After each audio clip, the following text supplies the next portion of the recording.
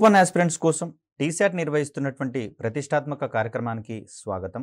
ఈ వీడియోలో మనం కమ్యూనికేషన్స్ అనే టాపిక్కి సంబంధించి అతి ముఖ్యమైనటువంటి అంశము డిజిటల్ డివైడ్. ఇది భారతదేశ వ్యాప్తంగానే కాదు, ప్రపంచవ్యాప్తంగా కూడా అత్యంత కీలకమైనటువంటి అంశంగా పరిగణిస్తూ ఉన్నాం. అదేవిధంగా ప్రీవియస్లీ ఒకసారి ఈ క్వశ్చన్ అడగడం కూడా జరిగింది.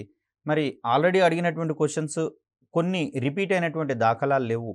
అయినా కూడా దీని యొక్క అంశాలు ఇతర క్వశ్చన్స్లలో కూడా అంతో ఇంతో రాసేటందుకు అవకాశం ఉన్నటువంటి దృష్ట్యా మరి డిజిటల్ డివైడ్కి సంబంధించినటువంటి ప్రాథమిక అంశాలతో పాటుగా డిజిటల్ డివైడ్లో ఎన్ని రకాలు ఉన్నాయి, అదేవిధంగా భారతదేశంలో డిజిటల్ డివైడ్కి సంబంధించినటువంటి పరిస్థితులు ఏ విధంగా ఉన్నాయి, మరి వాటిని తొలగించుకోవడం కోసం అంటే డిజిటల్ డివైడ్ని కనిష్ట స్థాయికి తీసుకొని పోవడానికి భారత ప్రభుత్వం తీసుకుంటున్నటువంటి చర్యల గురించి తెలుసుకునే ప్రయత్నం చేద్దాం. ముఖ్యంగా డిజిటల్ డివైడ్ అంటే ఏంటి అనే అంశాన్ని పరిశీలిస్తే, డిజిటల్ డివైడ్ అనేది డిజిటల్ వనరులు, వీటినే మనము కంప్యూటర్ కావచ్చు, అదేవిధంగా డిజిటల్ యాక్సెస్ ఉన్నటువంటి పరికరాలు అన్నాం. అంటే డిజిటల్ యాక్సెస్ ఉన్న పరికరాలు స్మార్ట్ ఫోన్ కావచ్చు, ట్యాబ్స్ కావచ్చు, అదేవిధంగా ఫ్యాబ్స్ కావచ్చు, అంటే కాలింగ్ సదుపాయం ఉన్నటువంటి ట్యాబ్స్ అయినా కావచ్చు. వీటన్నింటినీ సక్రమంగా వినియోగించగలిగేటటువంటి ఉద్దేశంగా మనకి ఇక్కడ కనిపిస్తుంది. మరి ఇలాంటి డిజిటల్ వనరులు, అదేవిధంగా ఇన్ఫర్మేషన్ టెక్నాలజీకి సంబంధించి సక్రమంగా సమర్థవంతంగా వినియోగించగలిగే వారికి మరియు వినియోగించలేని వారికి మధ్య గల అంతరాన్ని ఈ డిజిటల్ డివైడ్ అనేది సూచిస్తుంది. ముఖ్యంగా చూస్తే ప్రాంతాల వారీగా గమనిస్తే ఇక్కడ ప్రాంతాల వారీ డిజిటల్ డివైడ్ అనేది ఒకటి మనకు కనిపిస్తూ ఉంది. ఇక్కడ పట్టణ ప్రాంతాలలో డిజిటల్ వనరులు అనేవి, డిజిటల్ మౌలిక సదుపాయాలు అనేవి ఎక్కువగా ఉంటాయి. కాబట్టి ఇక్కడ ఉన్నటువంటి ప్రజలు స్వతసిద్ధంగానే డిజిటల్ వనరులను వినియోగించుకుంటూ ఉంటారు. కాబట్టి వారు కొంత అప్గ్రేడ్ అయినట్లుగా మనం గమనిస్తూ ఉంటాం. అదే గ్రామీణ ప్రాంతాలను కనుక మనం కంపేర్ చేస్తే అక్కడ డిజిటల్ మౌలిక వనరులు అంతంత మాత్రంగానే ఉండే పరిస్థితులు ఉన్నాయి. మరొక విషయం చెప్పాలంటే లేనటువంటి ప్రాంతాలు కూడా మనకి ఇప్పటికీ అందుబాటులో ఉన్నాయి. కాబట్టి మరి ఆ సందర్భంలో చూస్తే వారు డిజిటల్ వనరులను వినియోగించుకునేటటువంటి క్రమంలో అవగాహన లేనటువంటి పరిస్థితులు మనం చూస్తూ ఉన్నాం. మరి ఇలా పట్టణ ప్రాంతాల్లో అధిక వినియోగం ఉంటూ ఉండగా గ్రామీణ ప్రాంతాలలో తక్కువ వినియోగం అనేది ఉంటూ ఉంటుంది. మరి ఈ సందర్భంలో రెండింటికి మధ్య ఉండేటటువంటి ఈ వ్యత్యాసాన్ని మనము డిజిటల్ డివైడ్గా చెప్పుకుంటూ ఉంటాం. సో ఇలా చూస్తే డిజిటల్ వనరులను వినియోగించుకునేటటువంటి వారికి, వినియోగించలేనటువంటి వారికి మధ్యలో ఉండే, వినియోగించని వారికి మధ్య ఉండేటటువంటి అంతరమే మనకు డిజిటల్ డివైడ్గా పరిగణించడం జరుగుతుంది. ఇలా చూస్తే డిజిటలైజేషన్తో కమ్యూనికేషన్ మరియు సమాచార సేకరణకు ముఖ్యమైనటువంటి సాధనంగా మనకు ఇంటర్నెట్ మారడం అనేది మనం చూస్తూనే ఉన్నాం. మనకు కావాల్సినటువంటి సమస్త సమాచారము ఇంటర్నెట్ మాధ్యమంగా పొందేందుకు వీలుంటుంది. అదేవిధంగా చూస్తే ఇంటర్నెట్ మాధ్యమంలోకి అంటే ఇంటర్నెట్ పరిధిలోకి మరిన్ని వర్గాలను కనుక తీసుకొని వస్తే వారి యొక్క జీవన ప్రమాణాలు కూడా పెరిగేందుకు అవకాశం ఉన్నాయని ఇంత క్రితమే మనం చెప్పుకున్నాం. అది కూడా సక్రమంగా వినియోగించుకునేటటువంటి పరిస్థితులలో మాత్రమే. సో ఇలాంటి పరిస్థితులలో ఇన్ఫర్మేషన్ కమ్యూనికేషన్ టెక్నాలజీస్ యొక్క ఉపయోగాలు, ప్రాముఖ్యత గణనీయంగా పెరుగుతున్నప్పటికీ డిజిటల్ అంతరం కూడా ప్రమాదకర స్థాయిలో కొనసాగుతుండడం శోచనీయము. అంటే ఇప్పుడు పట్టణ ప్రాంతాలలో డిజిటల్ వనరులు ఉన్నంత మాత్రాన వాటి యొక్క వినియోగం గరిష్టంగా ఉందని కూడా మనం చెప్పలేమండి. ఎందుకని అంటే వనరులు ఉన్నంత మాత్రాన వారు వినియోగిస్తున్నారు అని హామీ ఇవ్వలేము. వినియోగించడం పట్ల హామీని ఇవ్వలేము. కొన్ని ప్రత్యేకమైనటువంటి సందర్భాలలో సపోజ్ బ్రాడ్బ్యాండ్ కనెక్షన్ తీసుకున్నాము.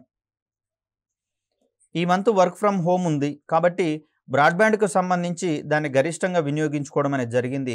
ఇన్ కేస్ ఆఫీస్కి వెళ్తున్నటువంటి క్రమంలో మరి ఇంట్లో బ్రాడ్బ్యాండ్ సౌకర్యం పట్ల అంతగా అవసరం లేనటువంటి పరిస్థితులలో ఇక్కడ బ్రాడ్బ్యాండ్ కనెక్షన్ని తాత్కాలికంగా నిలుపుదల చేస్తాం. కాబట్టి మరి అక్కడ వినియోగిస్తున్నట్లుగా మనం భావించలేము. ఇది మనకు ఒక ప్రధానమైనటువంటి అంశంగా చూడాల్సి వస్తుంది. అంటే డిజిటల్ వనరులు ఉన్నంత మాత్రాన దాని వినియోగానికి మనం హామీ ఇవ్వలేము. అది వ్యక్తుల యొక్క ఇష్టానుసారాన్ని బట్టి, ఇష్టాన్ని బట్టి, అవసరాన్ని బట్టి ఉంటున్నట్లుగా మనం ఇక్కడ గమనించాలి. సో అలా డిజిటల్ కమ్యూనికేషన్స్కి సంబంధించినటువంటి ప్రతి విభాగము పురోభివృద్ధి సాధిస్తూ ఉన్నా కూడా డిజిటల్ అంతరం కూడా ఇంకా కొనసాగుతూ ఉండడం అనేది ఒక రకంగా విషాదకరమైనటువంటి అంశంగా మనకి ఇక్కడ కనిపిస్తూ ఉంది. మరి దీన్ని క్రమక్రమంగానైనా సరే, దశల వారీగానైనా సరే దీన్ని తగ్గించుకోవాల్సినటువంటి అవసరం ఎంతైనా ఉంది. ఎందుకంటే డిజిటల్ ఇండియా అనేటటువంటి కార్యక్రమం ద్వారా ప్రధానంగా ప్రతి ఒక్క కార్యక్రమాన్ని డిజిటలీకరించి ప్రజలకు పారదర్శకంగా నాణ్యవంతమైనటువంటి, వేగవంతమైనటువంటి సర్వీసెస్ అందించాలని ప్రభుత్వ ధ్యేయంగా పెట్టుకుంది. కాబట్టి మరి దానికి తూట్లు పొడిచేటటువంటి పద్ధతిలో ఇక్కడ మనకు డిజిటల్ డివైడ్ అనేది కనిపిస్తూ ఉంటుంది. కాబట్టి ప్రభుత్వాలనేవి ఈ డిజిటల్ డివైడ్ యొక్క పరిధిని తగ్గించేటందుకు విశేషమైనటువంటి కృషి చేయాల్సినటువంటి అవసరం ఉంది. మరి ఇక్కడ చూస్తే డిజిటల్ డివైడ్కి సంబంధించినటువంటి రకాలను గనక మనం విశ్లేషిస్తే ఇక్కడ టైప్స్ ఆఫ్ డిజిటల్ డివైడ్ తెలిస్తే గనక దానిని తగ్గించేటటువంటి క్రమంలో దేనికి మనం గరిష్ట ప్రాధాన్యత ఇవ్వాలి, తద్వారా తక్కువ ఎఫర్ట్ తోటే ఎక్కువ రిజల్ట్ పొందేటందుకు అవకాశం ఉంటుంది. కాబట్టి మరి ఆ డిజిటల్ డివైడ్ యొక్క రకాలను తెలుసుకునే ప్రయత్నం చేద్దాం. దీంట్లో ముఖ్యంగా చూస్తే డిజిటల్ విభజన అనేది గ్రామీణ ప్రాంతాలలో నివసించే వారికి మరియు పట్టణ ప్రాంతాల్లో నివసించే వారికి మధ్యన ఉంది. దీన్నే మనం ప్రాంతం వారి డిజిటల్ డివైడ్ అనవచ్చు, ఒకటవది. అదేవిధంగా చూస్తే అక్షరాస్యులు మరియు నిరక్షరాస్యుల మధ్య, ముఖ్యంగా చూస్తే ఈ డిజిటల్ వనరులన్నీ కూడా మోస్ట్ ఆఫ్ ది థింగ్ ఆంగ్ల మాధ్యమంలో ఉండేందుకు అవకాశాలు ఉన్నాయండి. సరే, ఈ మధ్య కాలంలో అంటే మనకు తెలుగులో కూడా అక్కడ ప్రాంతీయ భాషలలో సంబంధితమైనటువంటి అంశాలు మనకు అందుబాటులో ఉన్నా కూడా దాన్ని మరి చదవగలిగేంత క్యాపబిలిటీ మన దగ్గర ఉన్నప్పుడు మాత్రమే దాన్ని సక్రమంగా వినియోగించుకునేందుకు అవకాశం ఉంటుంది. కాబట్టి మరి ఆ సందర్భంలో అక్షరాస్యత సైతం డిజిటల్ డివైడ్ని ప్రభావితం చేయడంలో ఒక ముఖ్యమైనటువంటి అంశంగా మనకి ఇక్కడ కనిపిస్తుంది. అదేవిధంగా చూస్తే ఆర్థికంగా ఎగువ మరియు దిగువ తరగతుల మధ్య సైతం ఈ డిజిటల్ డివైడ్ అనేది కనిపిస్తూ ఉంది. తద్వారా దిగువ తరగతుల వారు, అంటే ఆర్థికంగా అంత స్తోమత లేనటువంటి వారు అనుకోవచ్చు, లేదా సరైనటువంటి ఆదాయ వర్గం కానటువంటి వారు, అదేవిధంగా ఆదాయంలో హెచ్చు తగ్గులు ఉంటున్నటువంటి వారిని కనుక మనం గమనిస్తే వారు ఇటువంటి అంశాల మీద పెద్దగా దృష్టి సారించడం అనేది జరగదు. తద్వారా ఆ వర్గాలలో డిజిటల్ అంతరం అనేది గరిష్టంగా పెరిగిపోవడానికి అవకాశం అనేది దొరుకుతుంది. అదేవిధంగా చూస్తే ప్రపంచ స్థాయిలో గరిష్ట మరియు కనిష్ట పారిశ్రామిక అభివృద్ధి చెందిన దేశాల మధ్య సైతం డిజిటల్ డివైడ్ అనేది కనిపిస్తూ ఉంది. మరి అత్యున్నతంగా అభివృద్ధి చెందినటువంటి దేశాలలో సాంకేతికత వినియోగం పట్ల వారు ఎక్కువ ఆసక్తిని కనబరుస్తారు. తమ యొక్క పరిశ్రమలన్నింటినీ కూడా డిజిటలీకరించేటటువంటి ప్రక్రియలో వారు అమితమైనటువంటి చొరవను ప్రదర్శిస్తూ ఉంటారు. మరి గరిష్టమైనటువంటి అభివృద్ధి సాధించిన దేశాలన్నీ కూడా ఆదాయపరంగా తక్కువ స్థాయిని కలిగి ఉంటాయి. కాబట్టి వారి నూతన అంశాల పట్ల కొంచెం ఎక్కువ చొరవను చూపించినటువంటి పరిస్థితులు మనం గమనించవచ్చు. ఆ విధంగా చూస్తే దేశాల మధ్య ఆదాయ పరిస్థితుల మధ్యలో ఉండేటటువంటి వ్యత్యాసాలు సైతం డిజిటల్ డివైడ్ను ప్రభావితం చేసేటటువంటి ఒక అంశంగా మనకి ఇక్కడ కనిపిస్తూ ఉంది. అదేవిధంగా చూస్తే ఇన్ఫర్మేషన్ మరియు కమ్యూనికేషన్ టెక్నాలజీలకు యాక్సెస్ను ప్రభావితం చేసేటటువంటి అనేకమైనటువంటి డిజిటల్ డివైడ్లు ప్రస్తుతం ఉన్నట్లుగా మనం ఇక్కడ గమనించవచ్చు. మరి డిజిటల్ డివైడ్ ఏం చేస్తుంది అంటే డిజిటల్ వనరుల వినియోగం పట్ల అక్కడ ఒక అంతరాన్ని సృష్టిస్తుంది. తద్వారా ప్రభుత్వ పథకాలన్నీ కూడా డిజిటల్మయం అవుతున్నటువంటి పరిస్థితులలో ప్రజలు ఆ పథకాల యొక్క ప్రయోజనాలను పొందడంలో కొంత వెనుకబాటుతనానికి గురయ్యేటందుకు అవకాశం ఉంటుంది. కాబట్టి కొన్ని వారికి తెలియకుండానే నష్టాన్ని కలిగించేటటువంటి చర్యలు మనకి ఇక్కడ కనిపిస్తూ ఉన్నాయి. కాబట్టే భారత ప్రభుత్వం ప్రతిష్టాత్మకంగా దేశ ప్రజలందరికీ కూడా డిజిటల్ అక్షరాస్యతను కల్పించేటటువంటి క్రమంలో అనేకమైనటువంటి పథకాలను తీసుకొని రావడం జరిగింది. దీన్ని ప్రధానంగా డిజిటల్ ఇండియాని సక్సెస్ఫుల్ చేసేటటువంటి క్రమం కనిపిస్తూ ఉంది. అదేవిధంగా డిజిటల్ ఇండియా యొక్క ప్రధాన ఉద్దేశాలు నెరవేరాలి అంటే ఇటువంటి లీకేజెస్ని కంట్రోల్ చేసుకుంటూ సంబంధిత వ్యవస్థలను ముందుకు నడిపించాల్సినటువంటి అవసరం ఉంది. ఇక్కడ ముఖ్యంగా చూస్తే మనకు లింగపరమైనటువంటి డిజిటల్ అంతరం అనేది కనిపిస్తూ ఉంది. ఈ డిజిటల్ అంతరము అభివృద్ధి చెందుతున్నటువంటి దేశాలలో మనం ఎక్కువగా కనిపించేటటువంటి ఒక అంశంగా కనిపిస్తూ ఉంది. ముఖ్యంగా అభివృద్ధి చెందుతున్నటువంటి దేశాలలో డిజిటల్ అంతరం అధికంగా కనిపిస్తూ ఉంది. లింగపరమైన డిజిటల్ అంతరం. మొబైల్ కనెక్టివిటీ విపరీతంగా వ్యాప్తి చెందుతున్నప్పటికీ అది ఏకరీతిన విస్తరించటం లేదు, అంటే అందరికీ సమానంగా విస్తరించటం లేదు అనవచ్చు.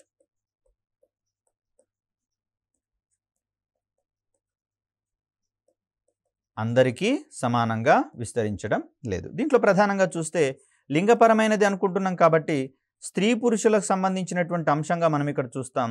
మరి మగవారికి విస్తృతమైనటువంటి అవకాశాలు ఉంటూ ఉండగా ఆడవారికి ఈ క్రమంలో కొంత వెనుకబాటుతనం అనేది కనిపిస్తూ ఉంది. మరి దీనికి సంబంధించినటువంటి కారణాలను గనక మనం విశ్లేషిస్తే లింగపరమైనటువంటి ఒక తేడాలు కావచ్చు, భేదాలు కావచ్చు, ఒక చిన్న చూపు కావచ్చు మనకి ఇక్కడ ప్రధాన కారణంగా కనిపిస్తూ ఉంది. మరి దీనికి సంబంధించినటువంటి అంశాలు మరికొన్ని పరిశీలించే ప్రయత్నం చేద్దాం. దీంట్లో డిజిటల్ వనరుల వినియోగంలో నేటికి కూడా మహిళలు వెనుకబడి ఉన్నట్లుగా మనం గమనిస్తూ ఉన్నాం. ఉన్నత తరగతులకు వెళ్ళేటటువంటి క్రమంలో కొడుకులకైతే త్వరగా వాటికి సంబంధించి ల్యాప్టాప్స్ కావచ్చు, ట్యాబ్స్ కావచ్చు కొనిచ్చేటటువంటి పరిస్థితులలో తల్లిదండ్రులు ఉన్నారు. కానీ అక్కడ కూతుర్లకు విషయానికి వచ్చేసరికల్లా కొంచెము ఆలోచించేటటువంటి ధోరణి వారు ప్రదర్శిస్తూ ఉన్నట్లుగా మనకు కనిపిస్తూ ఉంది. ఇది ప్రధానమైనటువంటి అవరోధంగా మనం భావించవచ్చు. ఎందుకంటే పరికరాలు ఉన్నప్పుడే కదా వాటిని వినియోగించడం పట్ల అవగాహన పెరుగుతుంది. అదేవిధంగా వినియోగం పెరిగితేనే అక్కడ డిజిటల్ డివైడ్ యొక్క అంతరం అనేది కనిష్టం కాబడుతుందని చెప్పుకుంటున్నాం కదా. మరి ఈ సందర్భంలో చూస్తే డిజిటల్ వనరుల వినియోగంలో మహిళలు ఇంకా వెనుకబడి ఉండడం అనేది చూస్తూ ఉన్నాం. మహిళల కంటే అధికంగా పురుషులు 90% మంది మొబైల్ ఫోన్ కలిగి ఉన్నట్లుగా మనకి ఇక్కడ గణాంకాలు సూచిస్తూ ఉన్నాయి. ఈ క్రమంలో చూస్తే ఒకవేళ మహిళలకు మొబైల్ ఫోన్లు ఉన్నా కూడా వాటికి ఆ మొబైల్ ఫోన్లకి ఇంటర్నెట్ కనెక్టివిటీ అనేది అందుబాటులో లేని పరిస్థితులు మనం ఇక్కడ గమనించవచ్చు. సో ఇది మొబైల్ ఫోన్లు కలిగి ఉన్నప్పటికీ మహిళల్లో కూడా వారికి ఇంటర్నెట్ కనెక్టివిటీ అందుబాటులో అనేది లేదు. ప్రధానంగా డిజిటల్ సమాచారం మొత్తం మనకు ఇంటర్నెట్ అందుబాటులో ఉన్నప్పుడు మాత్రమే యాక్సెస్ అయ్యేందుకు అవకాశం ఉంటుంది. కాబట్టి మరి ఇలాంటి నెట్ అందుబాటులో లేనటువంటి పరిస్థితులలో వారు ఆ డిజిటల్ వనరులను సమగ్రంగా పూర్తి స్థాయిలో వినియోగించుకునేందుకు అవకాశం అనేది తక్కువగా దొరుకుతుంది. మరి అది మనకి ఇక్కడ లింగపరమైనటువంటి డిజిటల్ అంతరము పెరిగిపోవడానికి ప్రధాన కారణంగా పరిణమిస్తూ ఉంది. మరొక రకమైనటువంటి డిజిటల్ డివైడ్గా మనం ఇక్కడ సామాజిక డిజిటల్ డివైడ్గా చెప్తూ ఉంటాం. ఇది కమ్యూనిటీ పరమైనటువంటి డిజిటల్ డివైడ్గా మనకు కనిపిస్తూ ఉంది. ఇంటర్నెట్ యాక్సెస్ భాగస్వామ్య ఆసక్తులు ఉన్న వ్యక్తుల మధ్య పరస్పర సంబంధాలు మరియు సామాజిక సర్కిల్స్ను సృష్టిస్తుంది. మరో రకంగా చెప్పాలి అంటే సారూప్యత, భావ సారూప్యత అంటాం. భావ సారూప్యత. మరి భావ సారూప్యత కలిగినటువంటి వ్యక్తులందరూ కూడా అంతర్జాలం మాధ్యమంగా వివిధ సమూహాలను క్రియేట్ చేసుకునేటందుకు అవకాశం ఉంటుంది. మరి ఈ సమూహాలు వాట్సాప్ గ్రూపులలో కావచ్చు, టెలిగ్రామ్ గ్రూపులలో కావచ్చు, ఫేస్బుక్ గ్రూపులలో కావచ్చు.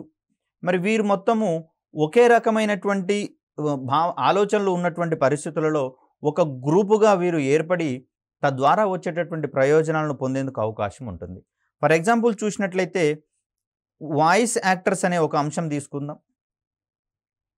మరి వాయిస్ యాక్టింగ్ ఫీల్డ్లో ఉన్నటువంటి వ్యక్తులందరూ ఒక సమూహంగా ఏర్పడడం ద్వారా లేదా ఒక గ్రూప్ను క్రియేట్ చేసుకోవడం ద్వారా అందుబాటులో ఉన్నటువంటి అవకాశాలను మొత్తం ఒకరికొకరు అందిపుచ్చుకొని వారు ఆ రంగంలో తమదైనటువంటి ముద్రను వేయడానికి అవకాశం ఉంటుంది. తద్వారా వచ్చినటువంటి అవకాశాలను వారు వినియోగించుకుంటూ ఆదాయపరంగా కావచ్చు, కెరీర్ పరంగా కావచ్చు, వారు మరింత అభివృద్ధి బాటకు వెళ్లేందుకు అవకాశం ఉంటుంది. మరిది సామాజిక మాధ్యమాలను కావచ్చు, అదేవిధంగా డిజిటల్ వనరులను కావచ్చు వినియోగించుకునేటటువంటి పరిస్థితుల్లో వచ్చిన ఒక అడ్వాంటేజ్గా మనం ఇక్కడ చూస్తూ ఉన్నాం. అంటే ఏదైనా ఒక గ్రూప్లో భాగస్వామ్యం వహించడం ద్వారా ఆ గ్రూప్లో కామన్గా వచ్చేటటువంటి ఆస్పెక్ట్స్ లేదా అవకాశాలన్నింటినీ మిగిలిన వారు కూడా సద్వినియోగం చేసుకుంటూ వారి యొక్క జీవన ప్రమాణాలను పెంపొందించుకునేందుకు అవకాశం ఉంది. మరి ఇలాంటి గ్రూపులను క్రియేట్ చేసుకోలేని వారు లేదా డిజిటల్ వనరులను వినియోగించని పరిస్థితులలో మరి ఇలాంటి గ్రూపులలో వారు సభ్యులుగా ఉండేందుకు అవకాశం లేదు. కాబట్టి ఇక్కడ క్లియర్ కట్గా ప్రయోజనాలు పొందేటటువంటి క్రమంలో వీరు వెనుకబడిపోయేందుకు అవకాశం ఉంటుంది కదా. ఇది డిజిటల్ డివైడ్కి సంబంధించినటువంటి మరొక కోణంగా మనం చూడవచ్చు. అదేవిధంగా చూస్తే ట్విట్టర్, ఫేస్బుక్ మొదలైనటువంటి సోషల్ మీడియా ప్లాట్ఫామ్లు ఇలాంటి ఆసక్తుల ఆధారంగా ఆన్లైన్ పీర్ గ్రూపులను సృష్టిస్తాయి. పీర్ గ్రూప్ అంటే సమ వయస్కుల గ్రూపు లేదా సమ ఆసక్తులు ఉన్నటువంటి గ్రూపులుగా మనం ఇక్కడ చూస్తాం. అక్కడ ఆలోచనలు అనేవి సారూప్యత ఉంటున్న కారణంగా ఒకరినొకరు పరస్పరం అర్థం చేసుకుంటూ ముందుకు సాగేటటువంటి క్రమాన్ని కూడా మనం అక్కడ చూడవచ్చు.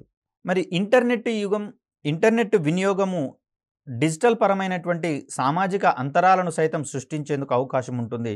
మరి ఇంటర్నెట్ వినియోగము హెచ్చుగా ఉన్నటువంటి ప్రాంతాలు, అదేవిధంగా తక్కువగా ఉన్నటువంటి ప్రాంతాలను గనక గమనిస్తే వినియోగం అధికంగా ఉన్నటువంటి పరిస్థితులలో ఇటువంటి గ్రూపులలో ఎక్కువ కార్యకలాపాలనేవి సృష్టించబడతాయి. అదేవిధంగా అవకాశాలు సైతం అక్కడ డిస్ట్రిబ్యూట్ చేయబడతాయి.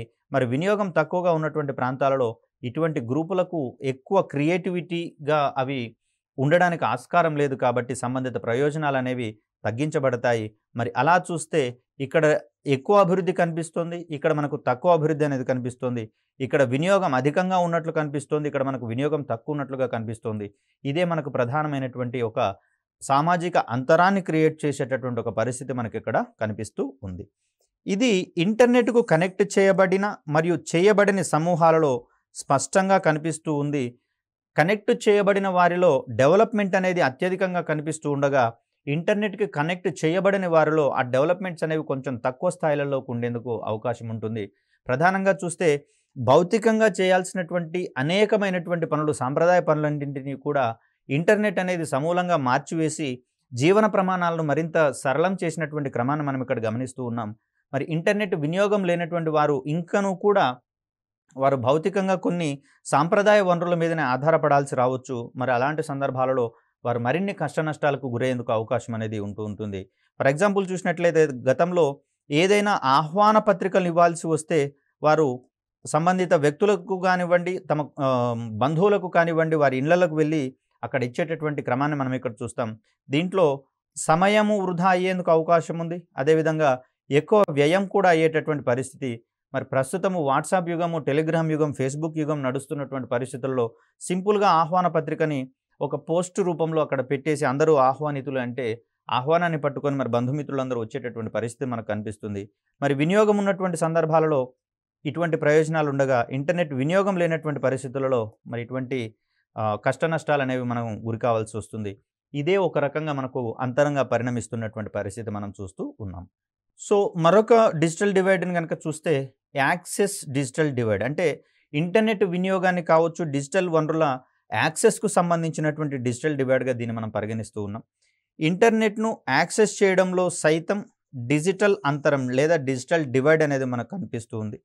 తగినంత విశ్వసనీయమైన బ్యాండ్ విడ్త్తో కూడిన టెలికమ్యూనికేషన్ ఇన్ఫ్రాస్ట్రక్చర్ లేకపోవడం, మొబైల్ ఇంటర్నెట్ కనెక్షన్ పొందడం ఖర్చుతో కూడుకొని ఉండడం. ముఖ్యంగా చూస్తే ప్రస్తుతం ఉన్నటువంటి యుగంలో ఒక మొబైల్ టవర్ లేదా టెలిఫోన్ టవర్కి సంబంధించి సమీపంలో ఉన్నటువంటి వ్యక్తులకు గరిష్టమైనటువంటి లేదా నాణ్యమైనటువంటి వేగమైనటువంటి ఇంటర్నెట్ సౌకర్యాలు అనేవి కల్పించబడతాయి. ఇక్కడ మొబైల్ టవర్ నుంచి దూరం పెరుగుతున్న కొద్దీ సంబంధిత వ్యక్తులలో బ్యాండ్ విడ్త్ అనేది తగ్గిపోతూ ఉంటుంది, లేదా ఇంటర్నెట్ యొక్క వేగం అనేది తగ్గిపోతూ ఉంటుంది. మరి అలాంటి పరిస్థితులలో టవర్కి సమీప పరిసరాల్లో నివసించేటటువంటి ప్రజలకు వేగమైనటువంటి ఇంటర్నెట్, నాణ్యమైనటువంటి ఇంటర్నెట్ సౌకర్యం అందుబాటులో ఉంటుండగా, టవర్లకు దూర ప్రాంతాలలో ఉన్నటువంటి వారికి అక్కడ సిగ్నల్ అనేది కొంచెము తక్కువ స్థితిలో అందేందుకు అవకాశం ఉంటుంది. మరి ఇది కూడా ఒక రకంగా డిజిటల్ డివైడ్కి దారితీసేటటువంటి పరిస్థితులు మనకు కనిపిస్తూ ఉన్నాయి. వీరు నివాస ప్రాంతాలకు వెళ్ళినప్పుడు సంబంధిత నెట్ని ఆఫ్ చేసుకొని తమ రెగ్యులర్ కార్యక్రమాలను నిర్వర్తించుకునేటటువంటి క్రమాన్ని చూస్తాం. ఒకవేళ వారి కార్యాలయాలు కనుక మొబైల్ టవర్స్ పరిధిలో ఉన్నప్పుడు మాత్రమే అక్కడ నెట్ ఆన్ చేసుకొని కార్యక్రమాలు జరిపేటటువంటి పరిస్థితి మనం చూస్తూ ఉన్నాం. అంటే వినియోగపరంగా అక్కడ సమయం తగ్గిపోతూ ఉంది. తక్కువ సమయంలో వారు ఎక్కువ కార్యక్రమాలు చేసేటటువంటి క్రమంలో కొన్ని కార్యక్రమాలలో వెనుకబాటుతనానికి గురయ్యేటందుకు అవకాశం ఉంది. కాబట్టి ఈ విధంగా నాణ్యమైన, వేగవంతమైనటువంటి ఇంటర్నెట్ యాక్సెస్ కూడా కొన్ని సందర్భాలలో డిజిటల్ డివైడ్కు దారితీసేటటువంటి పరిస్థితులు కనిపిస్తూ ఉన్నాయి. ఆర్థిక స్థితిగతులలో హెచ్చు తగ్గుల వల్ల మరియు కొనుగోలు సామర్థ్యం స్వల్పంగా ఉండడం కూడా ఇక్కడ ప్రధానమైనటువంటి అడ్డంకులుగా మనకు కనిపిస్తూ ఉన్నాయి. ప్రస్తుత యుగంలో స్మార్ట్ ఫోన్స్ కొనుగోలు చేయడం అనేది కూడా కొన్ని వర్గాలలో వారి తాహతకు మించినటువంటి పనులుగా మనకు కనిపిస్తూ ఉన్నాయి. ప్రధానంగా మొన్న కరోనా లాక్డౌన్కి సంబంధించినటువంటి పరిస్థితుల్లో చాలా ఉదాహరణలు మనం ఇక్కడ చూసాం. కొన్ని సందర్భాలలో పిల్లలు అక్కడ నెట్ వేగం అనేది ఎక్కువగా లేకపోవడం వల్ల నెట్ అందుతున్నటువంటి ప్రాంతాల దగ్గరకు వెళ్ళడము, లేకపోతే పెద్ద పెద్ద చెట్లు ఎక్కి అక్కడ ఇంటర్నెట్ యాక్సెస్ను పొందడము, అటువంటి ఉదాహరణలన్నీ మనం చూసాం. మరికొన్ని సందర్భాలలో కేవలం స్మార్ట్ ఫోన్ కోసమే విద్యార్థులు అక్కడ ఆత్మహత్యలు చేసుకుంటున్నటువంటి ఉదాహరణలు మనం చూసాం.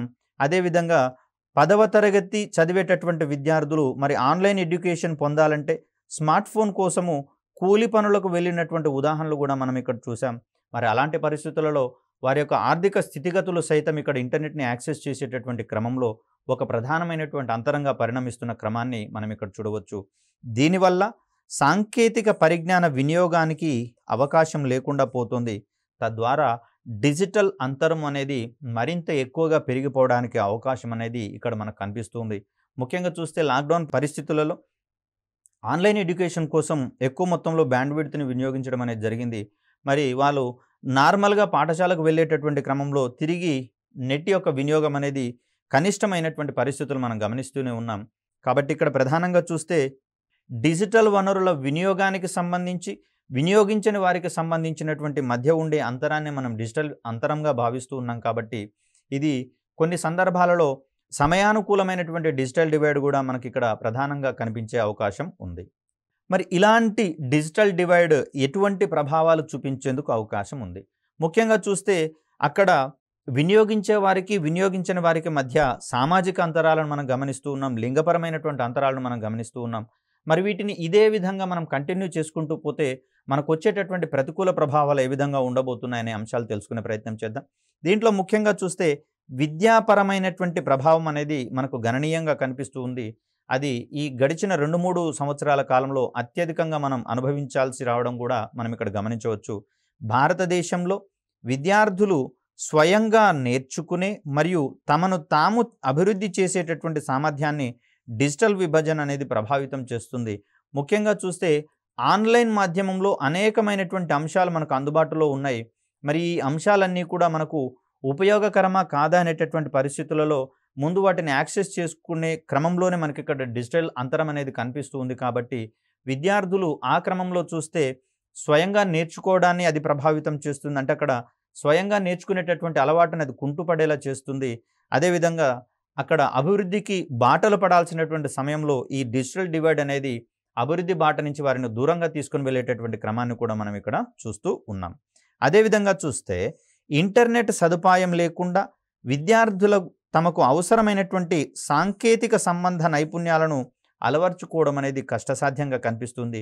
ఫర్ ఎగ్జాంపుల్ చూస్తే కంప్యూటర్స్‌కి సంబంధించినటువంటి కోర్సెస్ చేసేటటువంటి వారికి మరి వీరు గ్రామీణ ప్రాంతాల్లో గనక విద్యను అభ్యసిస్తూ ఉన్నట్లయితే గ్రామీణ ప్రాంతాల్లో గనక నివాసం ఉంటున్నట్లయితే మరి వారు పట్టణ ప్రాంతాల్లో విద్యను అభ్యసించి తిరిగి వారి యొక్క నివాస ప్రాంతాలకు వెళ్ళినప్పుడు అక్కడ ఇంటర్నెట్ సౌకర్యాలు ఉండవు. కాబట్టి సంబంధిత అంశాలను మళ్ళీ ప్రాక్టీస్ చేసుకోవాలన్నా కూడా వారికి అక్కడ సౌకర్యాలు లేనటువంటి పరిస్థితి. మరి అలాంటి సందర్భాలలో పట్టణ ప్రాంతాలతో పోలిస్తే, అంటే పట్టణ ప్రాంత విద్యార్థులతో పోలిస్తే గ్రామీణ ప్రాంతాల విద్యార్థులు వెనుకబడిపోయేందుకు ప్రధానమైనటువంటి అవరోధం మనకి ఇక్కడే కనిపిస్తుంది. అదే గ్రామీణ ప్రాంతాల్లో కూడా నాణ్యమైనటువంటి, వేగమైనటువంటి అంతర్జాలం కనుక అందుబాటులో ఉంటే వారికి ఇటువంటి పరిస్థితులు వచ్చేందుకు అవకాశం ఉండదు. అదేవిధంగా డిజిటల్ డివైడ్కి సంబంధించి సామాజిక పరమైనటువంటి ప్రభావాలు ఏ విధంగా ఉన్నాయో గమనించే ప్రయత్నం చేద్దాం. ఒక దేశం యొక్క సామాజిక పురోగతి అనేది ఇంటర్నెట్ వ్యాప్తితో ముడిపడి ఉన్నట్లుగా మనం ఇక్కడ గమనించవచ్చు. ఈ విధంగా డిజిటల్ విభజన అనేది ఒక విధంగా దేశ సామాజిక పురోగతిని అడ్డుకుంటున్నటువంటి పరిస్థితులను మనం ఇక్కడ గమనిస్తూ ఉన్నాం. ఇక్కడ నావిగేషన్కి సంబంధించి కావచ్చు, ట్రాఫిక్కి సంబంధించినటువంటి అంశాలలో కావచ్చు, ఇతరత్ర క్యాష్ పేమెంట్స్కి సంబంధించినటువంటి అంశాలలో కావచ్చు, ఇక్కడ ప్రతి విషయంలోనూ ఇంటర్నెట్ అనేది కీలకమైనటువంటి పాత్రను పోషిస్తున్నటువంటి తరుణంలో ఒక దేశం మరింత వేగంగా అభివృద్ధి చెందాలి అంటే అక్కడ డిజిటల్ మౌలిక వసతులను, సదుపాయాలను మరింతగా పెంపొందింప చేయాల్సి వస్తుంది.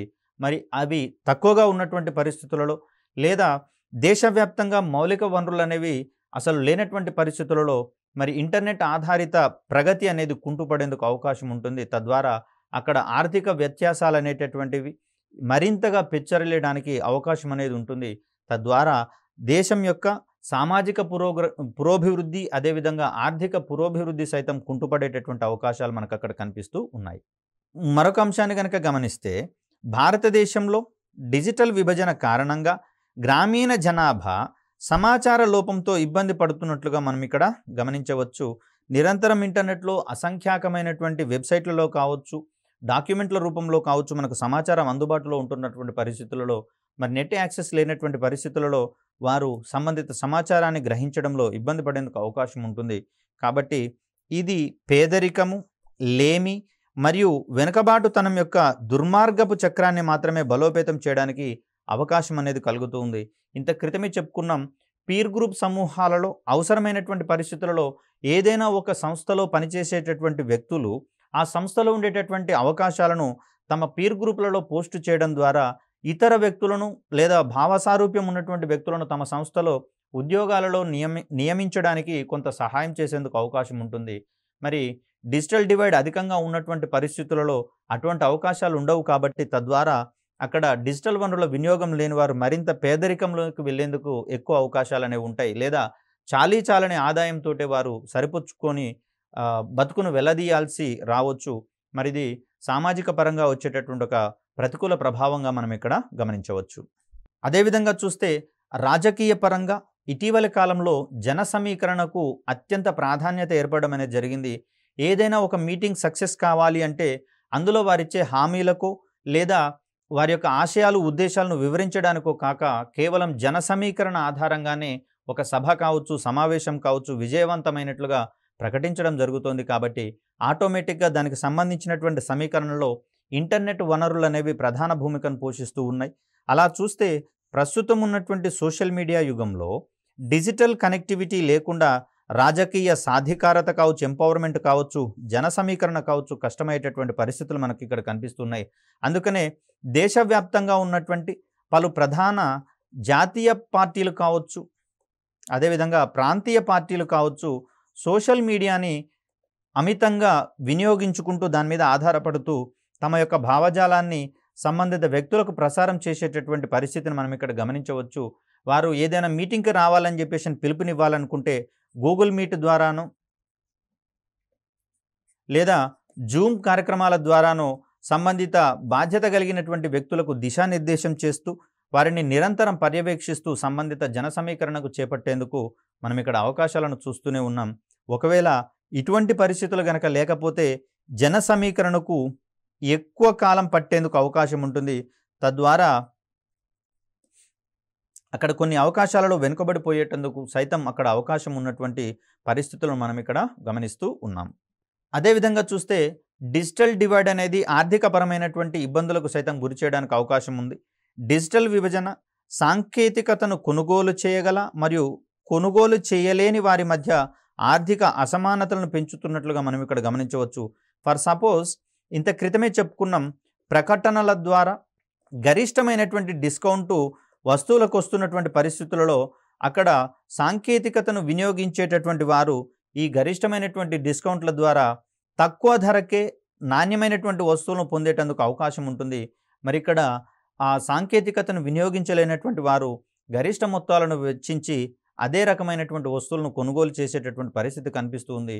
కాబట్టి ఈ విధమైనటువంటి డిజిటల్ డివైడ్ అనేది వ్యక్తుల మధ్య ఆర్థికపరమైనటువంటి అంశాలలో సైతం వ్యత్యాసాన్ని చూపించేందుకు, దాన్ని పెంచేందుకు ఎక్కువ అవకాశం ఉన్నట్లుగా మనం ఇక్కడ గమనించవచ్చు. మరి కొన్ని అంశాలు కనుక మనం గమనిస్తే పాలనాపరంగా సైతం మనకు డిజిటల్ డివైడ్ అనేది అత్యధిక ప్రభావాన్ని చూపుతూ ఉంది. ప్రస్తుతము ప్రభుత్వ పాలన మొత్తం కూడా డిజిటల్ మయమైనట్లు మనం ఇక్కడ గమనిస్తూ ఉన్నాం. మరి ఇలాంటి సందర్భంలో కనిష్ట పాలన గరిష్ట ప్రయోజనాల దిశగా ప్రతి ప్రభుత్వము ప్రతి ప్రభుత్వము కృషి చేస్తూ తమ యొక్క పరిపాలనను కావచ్చు, పథకాలను కావచ్చు డిజిటలీకరించేటటువంటి పరిస్థితులు మనం గమనిస్తూ ఉన్నాం.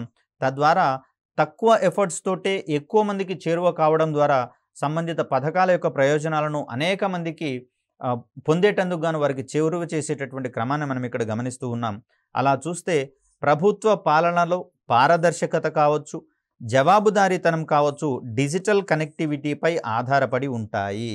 ఏ పథకం అయితే డిజిటలీకరించబడుతుందో ఆ పథకం యొక్క అమలు పట్ల కావచ్చు, అర్హులైనటువంటి లబ్ధిదారులను ఎంపిక చేసేటటువంటి క్రమంలో కావచ్చు, ప్రతి దశను కూడా డిజిటలీకరించినట్లయితే అది ప్రజలందరూ చూస్తూ ఉంటారు. తద్వారా అందులో ఉండేటటువంటి లోటుపాట్లు కావచ్చు, ఆశ్రిత పక్షపాతం కావచ్చు, ఇటువంటి వాటిని క్వశ్చన్ చేసేందుకు ఎక్కువ అవకాశాలు ఉంటాయి. కాబట్టి సంబంధిత లబ్ధిదారులని నిష్పక్షపాతంగా ఎంపిక చేసేందుకు, అర్హులైనటువంటి లబ్ధిదారులకే ప్రయోజనాలు అందించేందుకు ఎక్కువ అవకాశాలు అనేవి మనకు కనిపిస్తూ ఉంటాయి. కాబట్టి మరి డిజిటల్ డివైడ్ యొక్క ప్రభావం ఎక్కువగా పెరుగుతున్నటువంటి పరిస్థితులలో ఇటువంటి అంశాలు మనకు ఉండని పరిస్థితులు కనిపిస్తూ ఉంటాయి.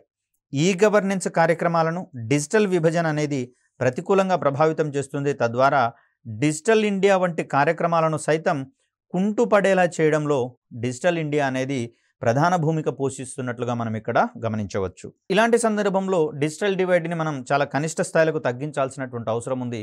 మరి ఆ సందర్భంగా భారత ప్రభుత్వం ఏమేమి చర్యలు చేపట్టిందో తెలుసుకునే ప్రయత్నం చేద్దాం.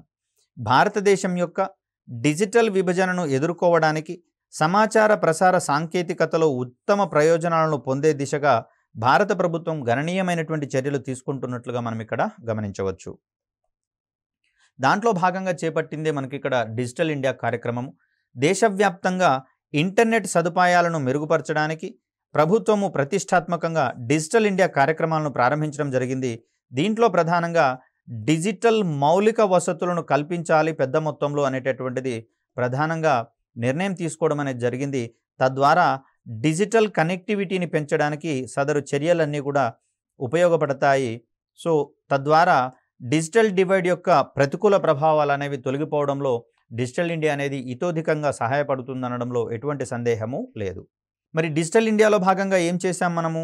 2011లో ఆప్టికల్ ఫైబర్ కేబుల్ ద్వారా 0.25 మిలియన్ పంచాయతీలను కనెక్ట్ చేయడానికి మరియు భారతదేశంలోని గ్రామాలను కనెక్ట్ చేయడానికి భారత్ నెట్ ప్రాజెక్ట్ అనేది ఏర్పాటు చేయడం జరిగింది. మరి ఇంటర్నెట్ కనెక్టివిటీ లేనిదే మనం డిజిటల్ వనరులను ఉపయోగించలేం. కాబట్టి సంబంధిత ప్రాంతాలకు ఈ ఇంటర్నెట్ సౌకర్యాలను కల్పించడంలో భాగంగా OFC కేబుల్స్ను కూడా వేయాలని ప్రధానంగా నిర్దేశించుకోవడం జరిగింది. అందులో భాగంగా ముందుగా గ్రామ పంచాయతీలను కావచ్చు, పోస్ట్ ఆఫీసులను కావచ్చు డిజిటలీకరించేటటువంటి క్రమంలో భాగంగా నెట్ సౌకర్యం కల్పించాలని ఉద్దేశించడం జరిగింది. అదేవిధంగా చూస్తే 2014లో నేషనల్ డిజిటల్ లిటరసీ మిషన్, అదేవిధంగా డిజిటల్ సాక్షరతా అభియాన్లను ప్రారంభించడం జరిగింది.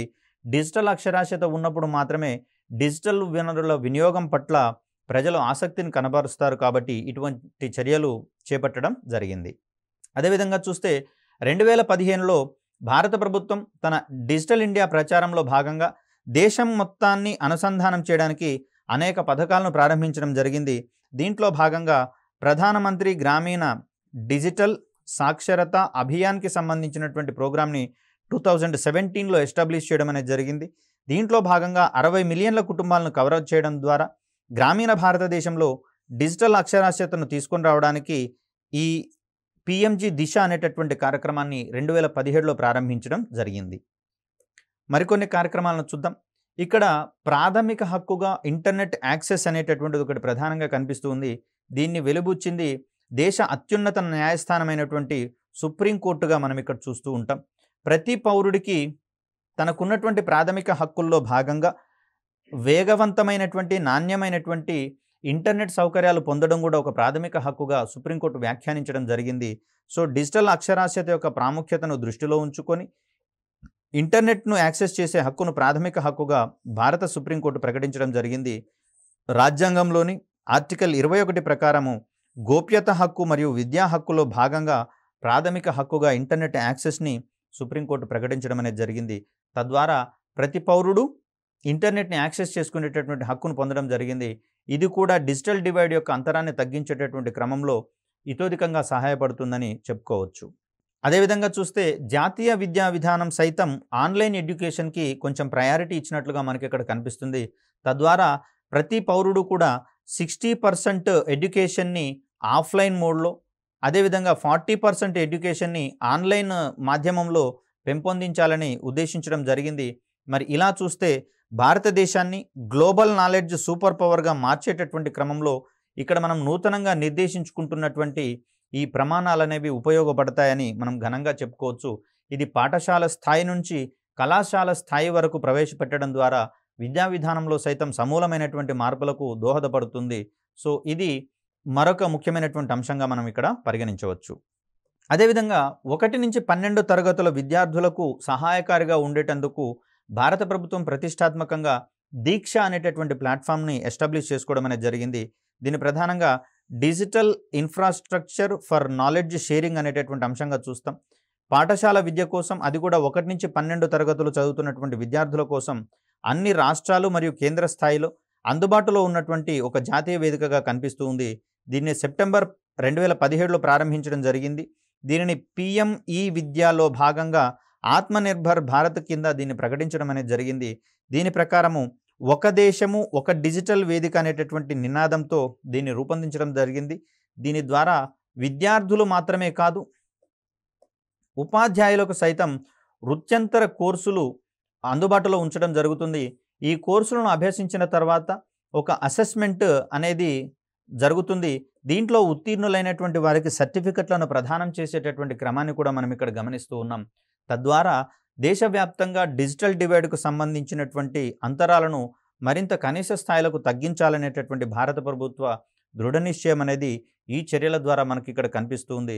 వీటితో పాటుగా పాఠశాల పుస్తకాలన్నింటినీ కూడా డిజిటలీకరించి ఈ పీడిఎఫ్ రూపంలో అందుబాటులో ఉంచేటటువంటి ప్రయత్నం చేస్తోంది. అదేవిధంగా స్వయం అనేటటువంటి పోర్టల్ ద్వారా విద్యార్థులు తమంతట తామే కొన్ని రకాలైనటువంటి కోర్సులను కంప్లీట్ చేసుకుని సర్టిఫికెట్స్ కూడా పొందేటటువంటి క్రమాన్ని మనం ఇక్కడ చూడవచ్చు.